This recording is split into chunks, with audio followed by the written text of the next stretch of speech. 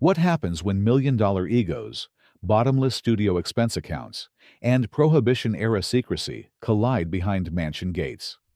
In Hollywood's golden age, parties weren't just social calls. They were pressure cookers where careers, reputations, and sometimes lives blew apart overnight. Today, we're stepping through gilded doorways and onto swaying yacht decks to revisit 17 legendary blowouts. Charlie Chaplin's Beverly Hills hideaway revels. At 53, Charlie Chaplan purchased a secluded mansion on Summit Drive and installed a 35-seat screening room, a billiards hall, and a locked wine cellar stocked with pre-Prohibition Burgundy. Invitations arrived via Western Union, coded as tennis practice, though the property lacked a court. Between 1942 and 1944, columnist Walter Winchell tallied 18 all-night gatherings there. Chaplin's companionship with Una O'Neill, 18, triggered FBI surveillance. J. Edgar Hoover collected 2,000 pages of reports, including guest lists featuring actresses barely of legal age. In June 1943, aspiring star Joan Barry crashed a party waving a .32 revolver, accusing Chaplan of paternity. He disarmed her and offered dinner. A blood test later proved he wasn't the father, but California law deemed such evidence inadmissible. The jury ordered Chaplan to pay $75 a week in child support, fueling headlines that conflated his soirees with predation. Studios, fearing boycott in wartime America, slashed advertising for Chaplin's Monsieur Verdoux by 40%. Hoover attempted to deport Chaplan under the Mann Act for transporting women across state lines, yet prosecutors lacked proof. Chaplan sailed to London in 1952 for the premiere of Limelight and was barred re-entry. His Summit Drive estate sold at a $60,000 loss. The gatherings, once filled with political debate and string quartet jam sessions, became Exhibit A in a campaign that branded cinema's greatest tramp as Hollywood's most dangerous libertine. Roscoe Fatty, Arbuckle's St. Francis Hotel Bash. Labor Day weekend, 1921. Arbuckle, the highest-paid film comedian at $1 million a year, booked 3 adjoining suites on the 12th floor of San Francisco's St. Francis Hotel. Over 2 days, bellhops delivered 40 quarts of bootleg whiskey, despite nationwide prohibition, and at least 25 guests cycled through rooms 12, 19, 1220, and 1221. Actress Virginia Rapp, 26, collapsed after severe abdominal pain. She died 4 days later of peritonitis, caused by a ruptured bladder. District Attorney Matthew Brady, eyeing the governor's office, charged Arbuckle with rape and manslaughter, citing witness Maud Delmont's affidavit that Roscoe did it. Studios instantly yanked all Arbuckle prints. Paramount lost an estimated $2 million in bookings within a week. 3 sensational trials followed. The first 2 ended in hung juries. The third, in April 1922, acquitted Arbuckle in 6 minutes, 5 of which the jury spent drafting a rare, "We feel a grave injustice has been done" apology. Yet, the damage stuck. Will Hayes, new head of the Motion Picture Producers and Distributors of America, banned Arbuckle from the screen for 11 months. Exhibitors refused him for a decade. His $3 million fortune dwindled to legal fees and clandestine writing gigs under the pseudonym William Goodrich. Arbuckle's party, meant to celebrate a new 3-picture contract, instead detonated Hollywood's first true morality crisis and birthed the industry's self-censorship code. Judy Garland's MGM victory parties. At 16, Judy Garland rapped The Wizard of Oz and stepped into a studio system that rewarded box office gold with amphetamines by day and Seconal at night. MGM publicist Howard Strickling coined the term victory party for post-premiere gatherings at Chasen's or the studio's own Lot 2 rehearsal hall. Between 1939 and 1945, payroll ledgers show Garland attending 47 such events, each costing an average $4,200 in catering, equivalent to $70,000 today. The menus featured triple-shot Singapore slings, rare in wartime rationing, while a staff physician administered pep pills so performers could mingle despite grueling schedules. Garland's weight was contractually capped at 98 pounds. Head of wardrobe Irene Lentz recorded weekly weigh-ins, and when Garland fluctuated, Strickling arranged celebratory parties stocked with dexedrine to curb appetite. In July 1947, after a 20-hour shoot on the Pirate, Garland fainted during a rooftop after-party at the Hollywood Athletic Club, prompting a 7-week suspension without pay. Studio brass blamed emotional instability rather than the 18 Benzedrine tablets prescribed that week. By 1950, Garland's bar tabs averaged $500 a night at Heroes, leading husband Vincente Minnelli to file a separation citing extreme mental cruelty exacerbated by narcotics. Garland's parties weren't merely indulgences. They were institutional pressure valves, financed and scheduled by MGM itself, proving that in Golden Age Hollywood, celebration and exploitation often shared the same spotlight. Errol Flynn's Zaka revelries. When Errol Flynn bought the 118-foot schooner Zaka for $50,000 in 1937, he effectively purchased a floating kingdom beyond studio chaperones and LAPD jurisdiction. Registered in Panama, the yacht could anchor 3 miles off Catalina, international waters, where California's age of consent law stopped at the surf. Flynn stocked each voyage with 200 bottles of Moet and Chandon, 30 cases of Cuban rum, and a projection screen for screening rushes of The Adventures of Robin Hood. Studio publicist Jerry Wald tallied at least 100 guests between shoots, including 15-year-old Beverly Adland, whose relationship with Flynn later fueled a 1959 statutory rape inquiry. In October 1942, Flynn was indicted on 2 counts of unlawful sexual intercourse with Betty Hansen, 17, and Peggy Satterley, 16. Both had attended Zaka parties. He beat the charges after defense attorney Jerry Giesler discredited Satterley's testimony with hotel register discrepancies. Nevertheless, the phrase, "in like Flynn," entered naval slang for effortless seduction. Warner Brothers increased Flynn's on-set insurance premium by 25% and assigned ex-Pinkerton guards to the dock whenever Zaka berthed in Los Angeles Harbor. By 1952, unpaid crew wages led Panamanian authorities to seize the vessel. Flynn reacquired her in 1953 for back taxes and sailed to Majorca, where the yacht became a gambling salon for expatriate aristocrats. His seagoing soirees fused swashbuckling myth with very real legal peril, forever nodding Flynn's legacy to the reckless tide. Clara Bo and the USC football rumor mill. Clara Bo, the original It Girl, rented a Spanish Revival mansion on Clubview Drive in 1929, just 2 miles from the University of Southern California Coliseum. Within months, photoplay columnist Sidney Skalski claimed Bo hosted pigskin parties, where 10 Trojans players at a time cavorted nude in her marble pool. No attendee ever confirmed the story, yet Hearst's Los Angeles Examiner reprinted it, adding unverified details. Bootleg champagne from Tijuana, caged cheetahs on the lawn, and a poker buy-in of $1,000 a hand. Studio accountants panicked. Bo's films grossed $2.5 million in 1930, but rural exhibitors threatened boycotts. Paramount dispatched private detective Eddie Mannix, who tailed Bo for 6 weeks and found no footballers, only late-night poker with actor Gilbert Rowland. Nevertheless, the rumor metastasized. By 1931, 14 newspapers alleged Bo slept with the entire starting lineup. Bo's manager, B.P. Schulberg, filed a $500,000 libel suit against the Coast Reporter.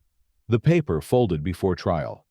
Bo's anxiety peaked during a Tahoe vacation, where she reportedly lost $13,000 in one night's roulette, shouting, "This beats babysitting Trojans!"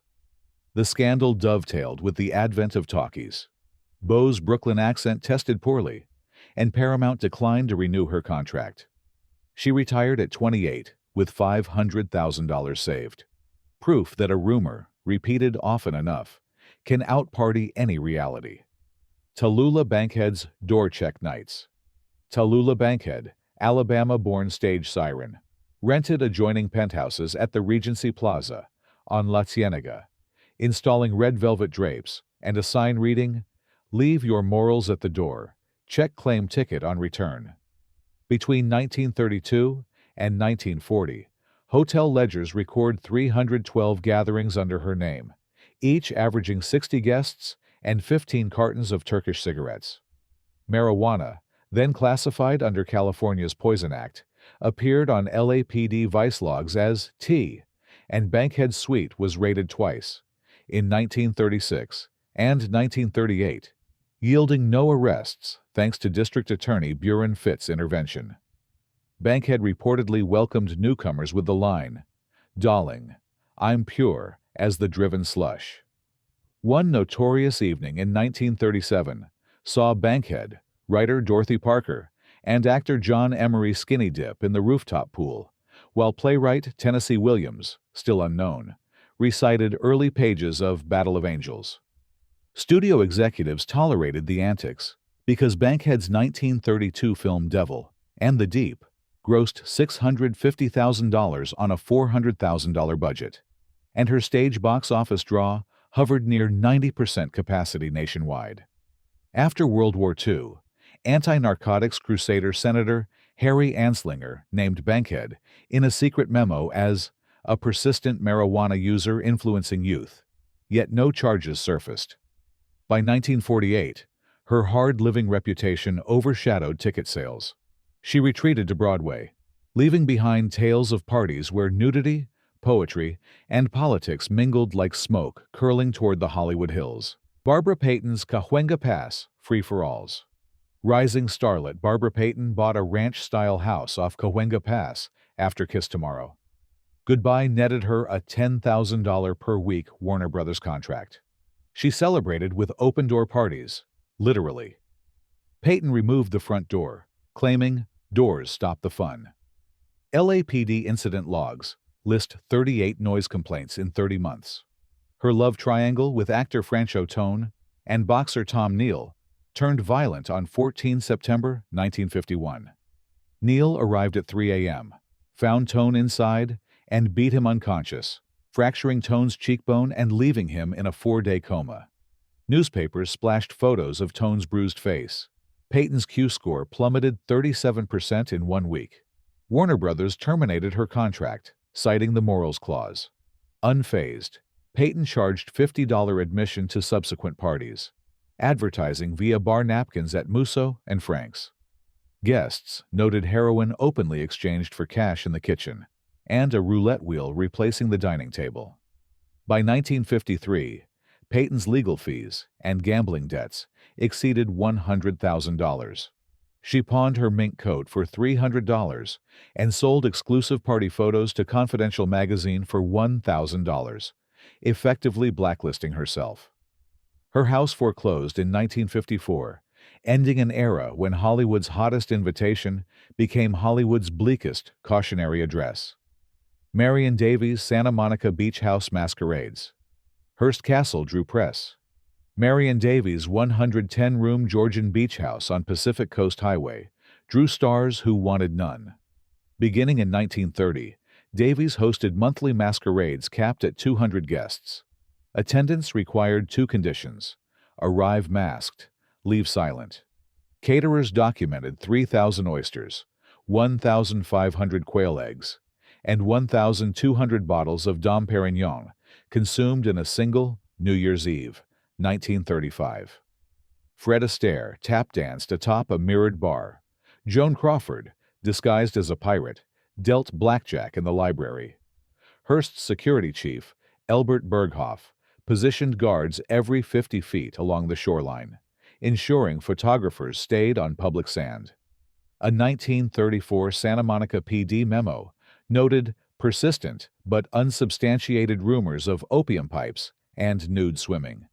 Yet the station received a $10,000 community donation days later and closed the file. During World War II's blackout drills, Davies fitted the mansion with red cellophane over windows, creating a surreal glow that neighbors likened to a ship on fire.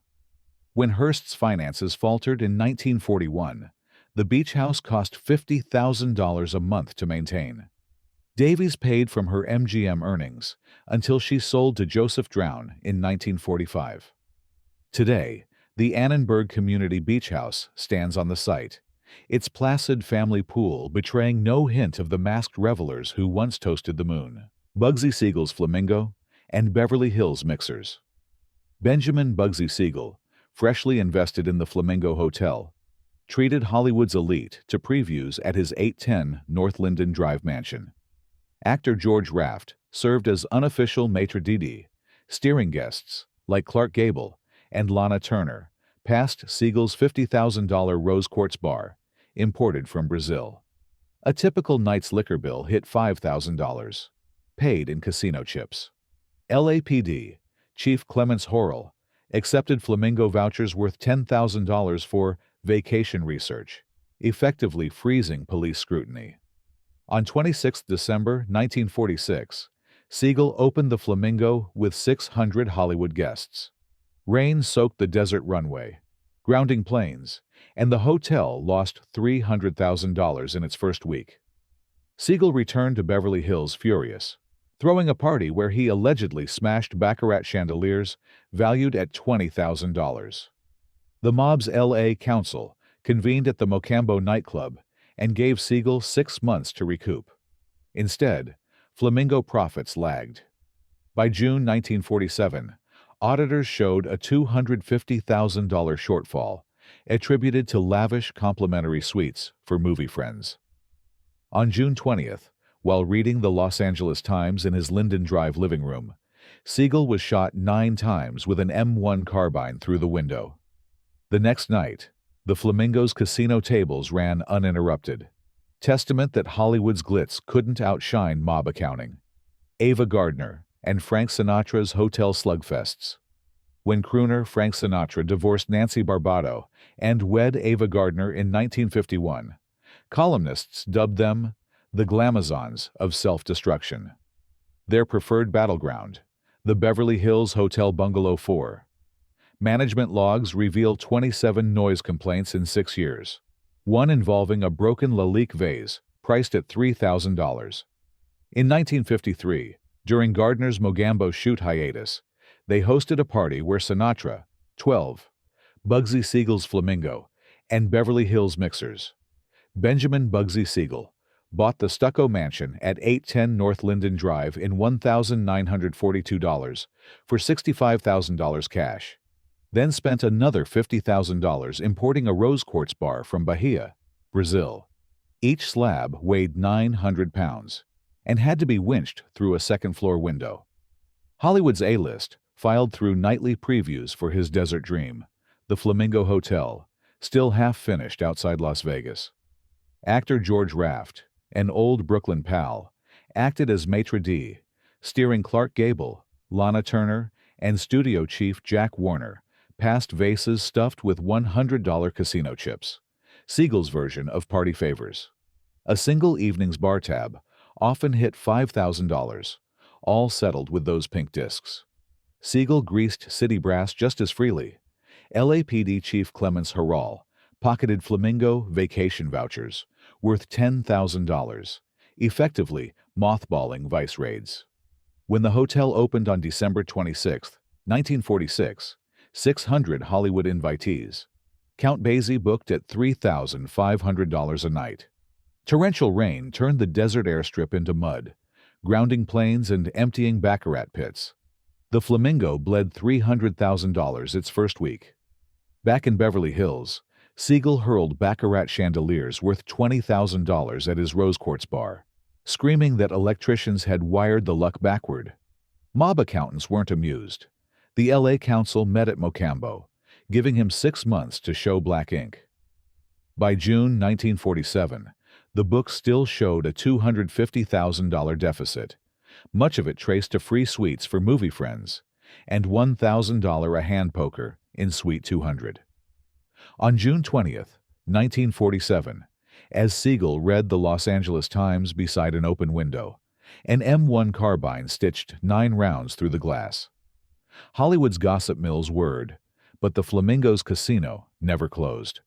A reminder that neon glamour lasted only as long as the mob's patience. Ava Gardner and Frank Sinatra's Hotel Slugfests.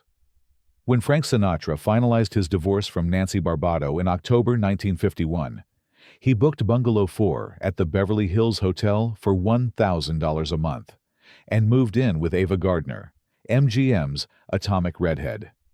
Columnists coined them the glamazons of self-destruction. Management logs between 1951 and 1957 list 27 noise complaints, shattered Lalique vase, burned Persian runner, and a fist-sized hole in a rose quartz bathroom sink. Their parties blurred into combat zones. During Gardner's Mogambo hiatus in 1953, Sinatra cued his new Capitol single, I'm Walking Behind You, 42 consecutive spins. Gardner flung the vinyl frisbee style, slicing Sinatra's cheek. Makeup artist Wally Westmore dabbed the gash before From Here to Eternity reshoots. The scar is visible in frame 1742 if you freeze the Blu-ray. Sinatra's Oscar for that film upped the ante. He reserved the hotel's Crystal Ballroom, ordered a 100-bottle Moet Tower, and billed Columbia Pictures. Gardner skipped, having flown to Madrid for the Barefoot Contessa. Sinatra chartered a Pan Am Clipper with 6 pals and 30 crates of Jack Daniels, landing unannounced at Barajas. Spanish tabloids caught their balcony shouting match. He smashed a $400 guitar. She hurled a $2,000 pearl necklace into the Manzanares. Back in L.A., their nightly tab averaged $1,200.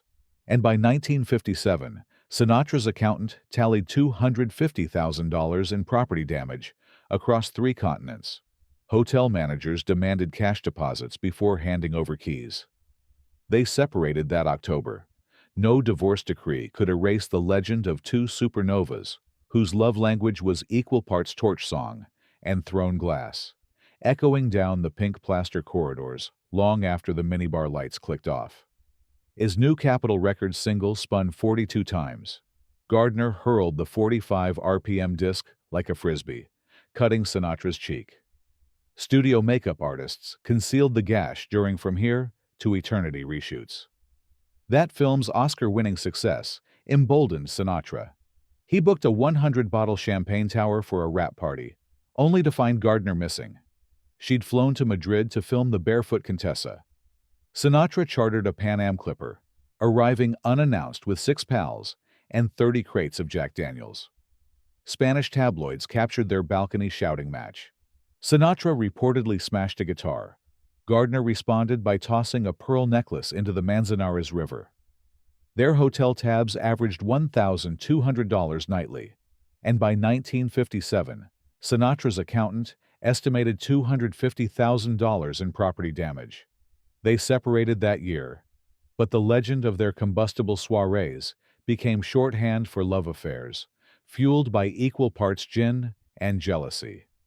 Mae West's Ravenswood Apartment Salons. Mae West's Sky Salon, perched 120 feet above Rossmore Avenue, spanning the entire 10th floor of the 1930 Art Deco Ravenswood Apartments. 12 rooms she remodeled into what gossip writer Floribel Muir called a speakeasy for the soul.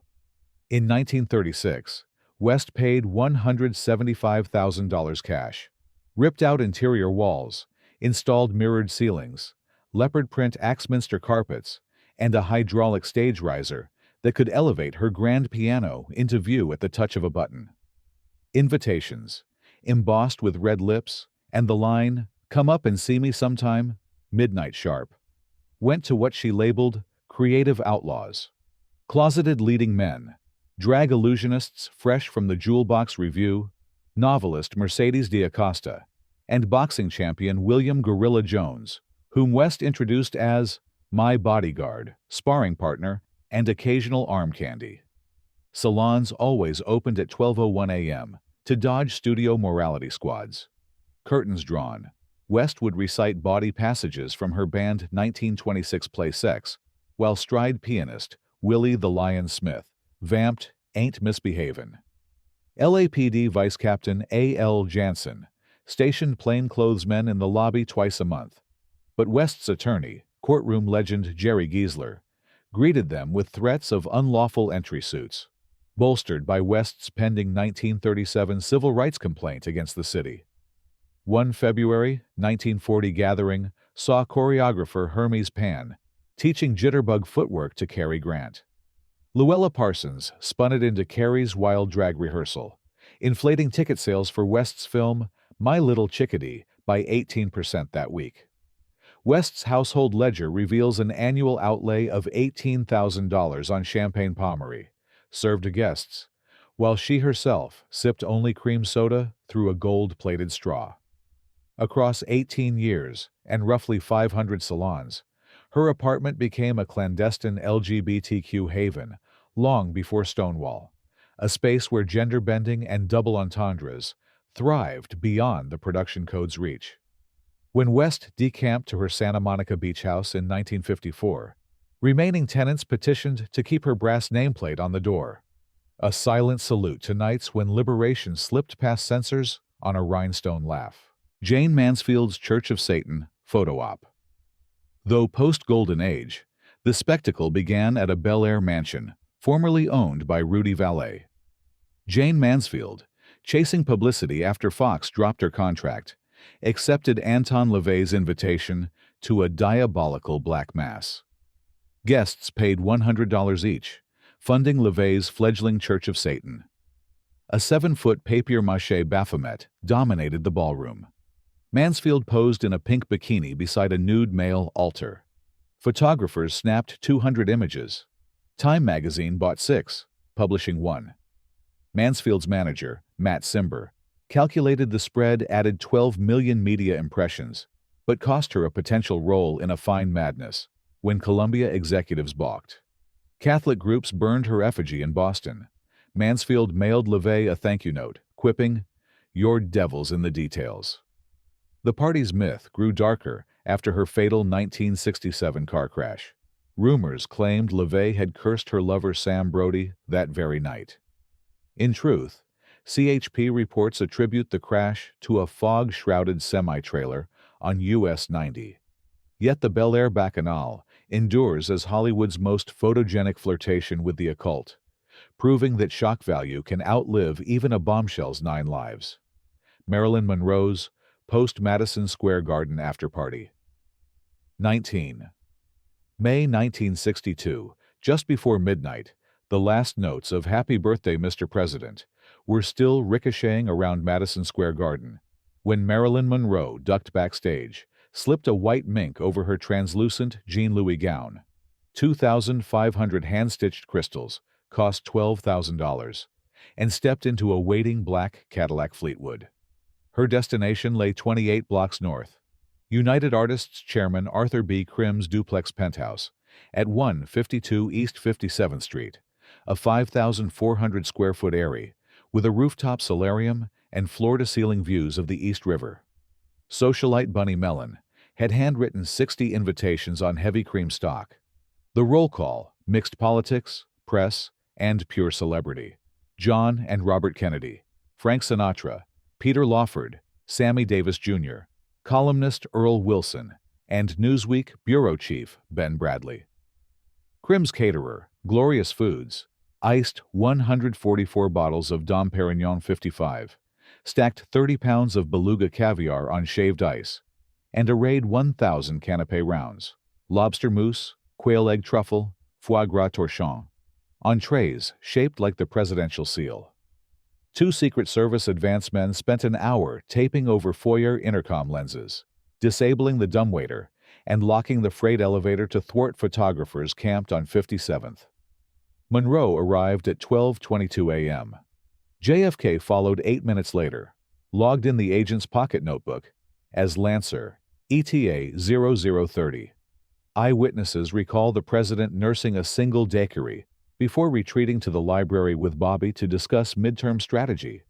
Monroe perched on a zebra print ottoman, sipping successive vodka gimlets and complaining about Fox suspending her from Something's Got to Give. She told Lawford she planned to publish the diary someday, names and all, a remark later captured in an FBI memo declassified in 1985. At 2:01 a.m., White House physician George Burge noted, "Lancer departed, spirits good." Monroe lingered until nearly 3:20, exiting into a light rain as Sinatra's "In the Wee Small Hours" drifted from the hi-fi. 11 weeks later, she was dead, and conspiracy theories coalesced around that penthouse soiree, the final, fleeting intersection of Camelot and Hollywood. In 2019, the townhouse sold for $20 million. Its marble foyer, still rumored to echo with the rustle of crystal-studded chiffon and the hush of secrets never formally archived. Which one of these 17 notorious party scandals shocked you the most?